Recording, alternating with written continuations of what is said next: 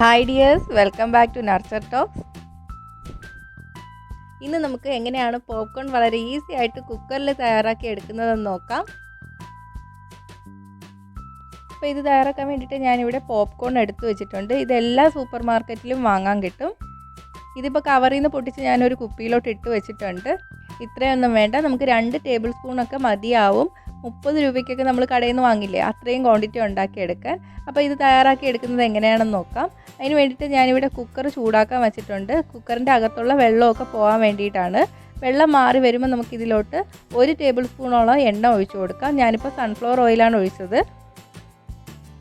എണ്ണ ചൂടായിട്ട് വരുമ്പോൾ 3 ടേബിൾ സ്പൂൺ പോപ്കോൺ ഇട്ട് കൊടുക്കാം.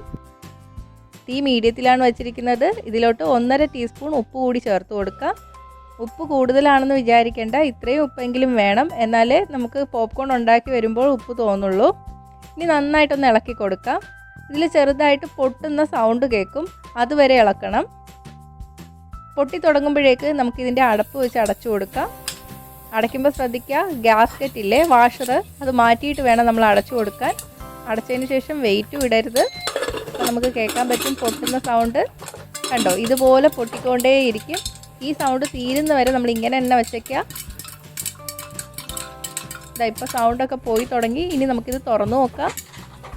കണ്ടോ, നമ്മുടെ പോപ്കോൺ റെഡി ആയിട്ടുണ്ട്. നമ്മൾ കടയിൽ നിന്ന് വാങ്ങുന്നതിനേക്കാളും ലാഭവും നല്ല ഹെൽത്തിയുമാണ് ഇങ്ങനെ ഉണ്ടാക്കിയെടുക്കുന്നത്. അപ്പോൾ ഒന്ന് ട്രൈ ചെയ്ത് നോക്കാം കേട്ടോ. ഉണ്ടാക്കുമ്പോൾ ശ്രദ്ധിക്കുക, കുക്കറിൻ്റെ വലിപ്പം അനുസരിച്ചിട്ട് വേണം പോപ്കോൺ ഇട്ട് കൊടുക്കാൻ. നമ്മൾ വീട്ടിലുണ്ടാക്കിയെടുക്കുമ്പോൾ ഒരു കെമിക്കലും ഒന്നും ചേർക്കണില്ല. നമുക്ക് ഇഷ്ടമുള്ളപ്പോൾ ഉണ്ടാക്കിയെടുക്കുകയും ചെയ്യാം. പേടിക്കാതെ തന്നെ കുട്ടികൾക്കൊക്കെ കൊടുക്കാം. ട്രൈ ചെയ്ത് നോക്കിയിട്ട് നിങ്ങളുടെ അഭിപ്രായങ്ങൾ കമൻറ്റ് ചെയ്യുക. ഇഷ്ടമെങ്കിൽ ലൈക്ക് ഷെയർ ചെയ്യുക. കൂടുതൽ റെസിപ്പികൾക്കായിട്ട് പ്രൊഫൈൽ ഫോളോ ചെയ്യാനും മറക്കല്ലേ.